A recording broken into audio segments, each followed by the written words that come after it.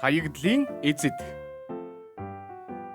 Нүдэн чулуу шидэхэд л нэг пүрүүс онно гэдэг үгч бараг зарим нэг нам эвслийн амлалтаас ч үнэн бодтой үг гэдэгтээ үзэгч та бүхэн маргахгүй бизээ.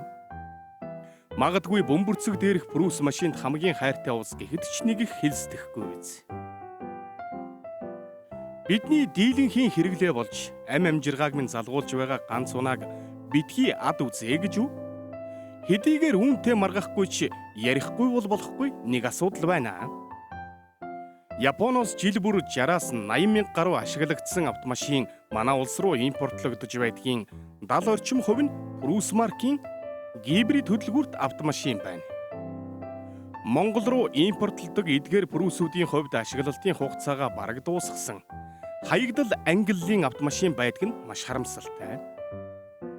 Үүнээс шалтгаалan ганцхан жилдэл гэхэд ойролцоогоор 21 мянган ширхэг литий-ион буюу гибрид хөдөлгүүрт автомашины батарей хаягдал болж байна. Манай улсад хог хаягдлын тэр тусмаа аюултай хог хаягдлыг устгах, булшлах, төвлөрсөн байгууламж бараг байхгүйтэй ижил. Хог хаягдлын менежмент маш сул.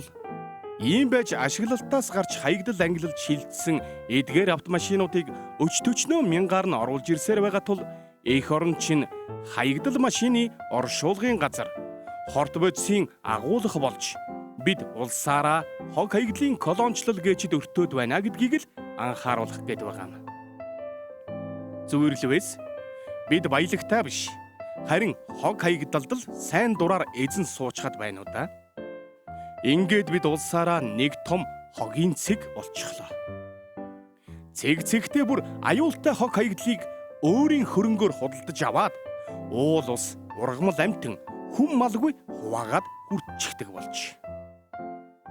Уг нь устгалын хувьд гибрид хөдөлгүүрт автомашины батарейг задлах, модуль болгон салгах, металл, хөдлөх элементийг олборлох зэрэг дахин боловсруулах, нөхөн сэргээх боломж байдаг ч манайд зориулалтын дагуу устгах, дахин боловсруулах тогтолцоо хангалтгүй байдгаас үүдэн эдгээр батарей хэрэглээнээс хасагдсны дараа хаа нэг хогийн цэг дээр хаягдал болж үлддэг гэсэн үг. Эдгээр батарейг зориулалтын дагуу устгаагүйгээс хүнд металл, хүчил, химийн бодис хөрсөн шингэж ургамлын үндсээр дамжин хүнсний сүлжээнд ордог. Борооны усаар зөөвөрлөгдөн гол нь урт орж ундны усыг бохирдуулна. Аюултай хог хаягдлыг шатаах үед хорт утаа болон диоксин фуран зэрэг хортхий ялгардаг. Эдгээр бодисын улмаас хавдар үргүйдэл, мэдрэлийн гэмтэлч үүсдэг. Тэгэхээр аюултай хог хаягдал Монгол улсын хэмжээнд нэн тулгамдсан асуудал болцоход байгаа ч хамгийн муу менежменттэй хэсэг байсаар байгаа нь анхаарах ёстой маш ноцтой асуудал мөнөөсөө мөн юм аа.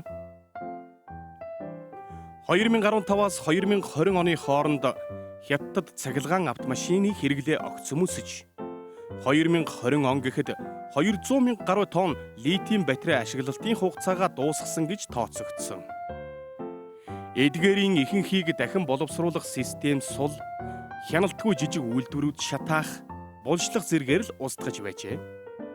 Сөрөг үр дагавар нь гуанси, хүнэн зэрэг мужуудад хөрс, усанд хүнд металл, никл, кобальт, литий, манган их хэмжээгээр хоримтлагдаж, газар доорх ус бохирдож, орон нутгийн хүн амд элэг бөөрийн өвчлөл огцом нэмэгдэж, зарим газарт хүүхдүүдийн цусан дах хар тугалгын агуулгамж дэлхийн эрүүл мэндийн байгууллагын зөвшөөрөгдөх хэмжээнээс 3-аас 5 дахин өндөр гарч байлаа.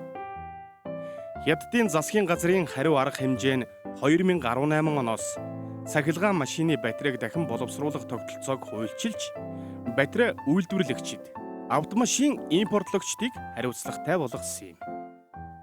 Хэрвээ Монгол улс энэ туршлагаас сургамж авч Пруусийн хаягдал батарейг зөв зөвхөстэй менежментээр устгахгүй бол Хятад улсын байгаль, эрүүл мэндийн дээрх хямралыг давтах маш өндөр эрсдэлтэй байна. Гадаад технологид бүрэн найдаж, дотоод үнд цэнийг алдсан байдлаас гарахад бодлогын, техникийн, санхүүгийн, нийгмийн зэрэг олон талын цогц бодлого шаардлагатай. Иймээс хууль хяналтын хэрэгжилтийг чангатгах, Аюултай хог хаягдлыг боловсруулах төв байгуулах, химийн болон цахилгаан хэрэгслийн хаягдлыг буцаан авах системийг бий болгох, олон улсын хамтын ажиллагааг өргөжүүлэх, туршлага судлах зэрэг ажлуудыг нэн төрөнд хийж хэрэгжүүлэх шаардлагатай л байна шүү.